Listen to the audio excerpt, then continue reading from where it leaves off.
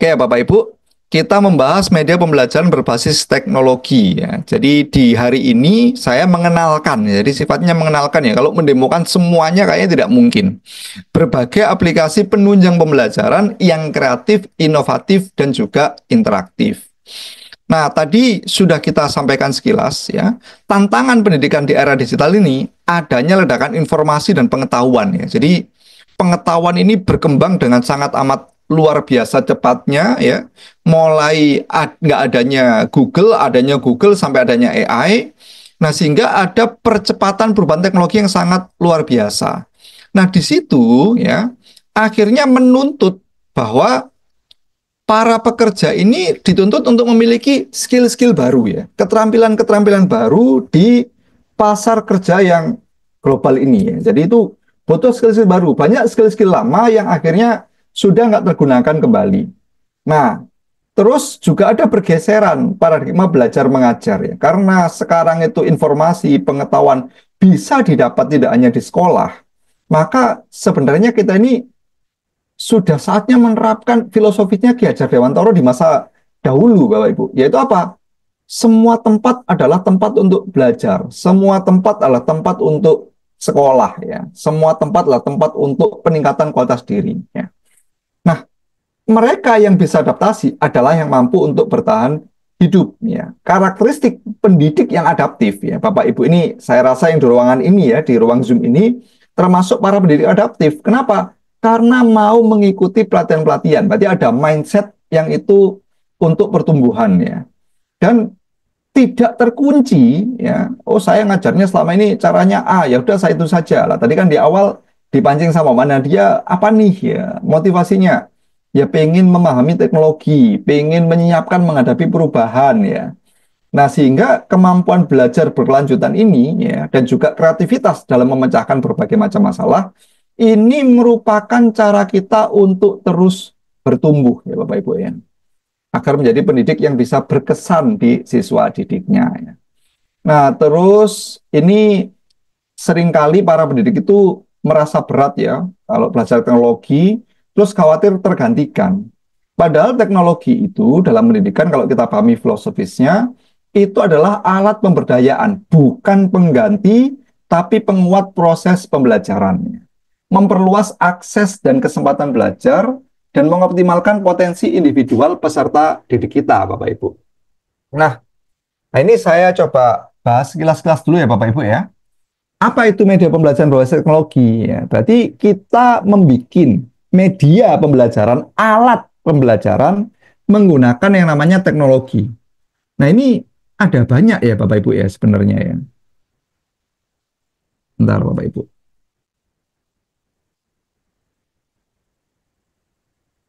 Ya. Nah, ada beberapa jenis-jenisnya. Mungkin Bapak Ibu sudah pernah mengenal, utamanya pada waktu kita melewati masa pandemi COVID itu ya. Yang pertama ada Learning Management System atau LMS. Ya.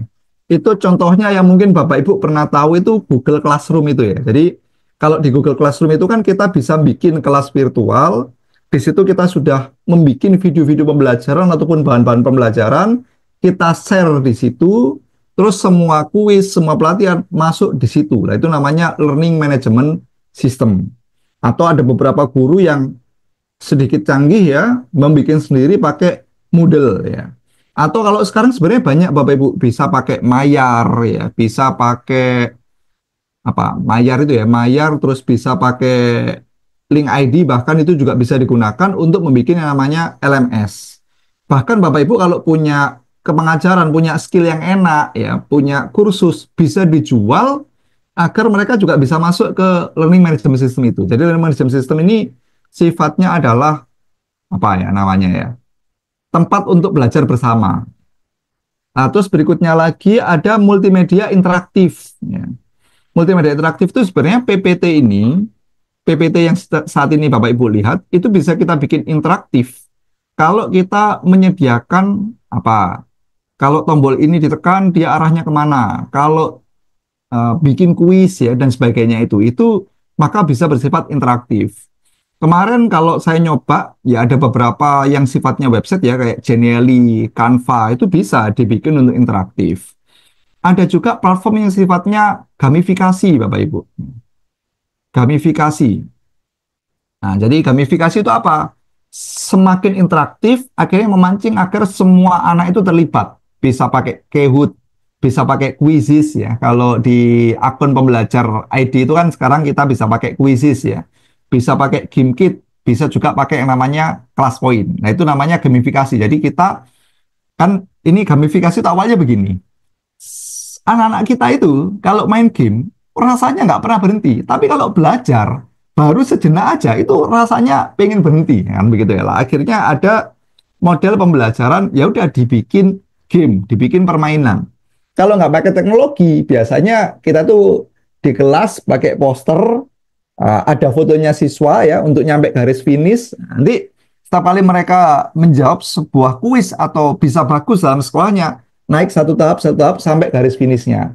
Nah, kalau kita pakai teknologi, berarti gamifikasi itu akan masuk pada presentasi kita. Nah, nanti itu yang akan coba kita demokan ya Bapak Ibu pada siang hari ini. Nah, berikutnya lagi ada yang namanya augmented reality ya. Augmented reality ini itu sebenarnya kalau Bapak Ibu pakai Instagram atau pakai TikTok, ada yang namanya filter, lah itu termasuk augmented reality. Atau kalau saya biasanya, kalau di HP, Bapak Ibu install aplikasi Google, Google yang aplikasi itu ya Bapak Ibu ya, itu Bapak Ibu ketik singa, begitu, Bapak Ibu scroll agak ke bawah, nanti ada singa augmented reality. Tidak semua HP memang ada beberapa HP yang bisa. Nanti kalau kita arahkan HP itu ke ruangan kita, maka singa itu akan tampak seperti di dalam ruangan kita. Kalau kameranya kita putar ke kanan ke kiri, maka singanya juga akan ikut terlihat sampingnya. Nah, itu augmented reality. Bedanya sama VR atau virtual reality itu apa? Kalau VR, kita pakai kacamata itu ya, kayak Google Glass ya, atau punyanya Apple itu ya. Kita pakai nutup mata kita, atau kalau Bapak Ibu ke tempat-tempat wisata itu sekarang biasanya ada ya, mainan yang si anaknya itu menggunakan semacam teropong, yang ketika dia menggunakannya, dia seakan-akan masuk pada dunia virtual. Nah, itu adalah virtual reality. Tuh beda-bedanya di situ ya Bapak Ibu ya. Oke. Nah, apa manfaatnya ya? Personalisasi pada pembelajaran harapannya bisa meningkatkan engagement ya, daya tarik dengan siswa, bisa fleksibel, bisa terakses dimanapun, bisa mendapatkan umpan balik yang sifatnya real time ya.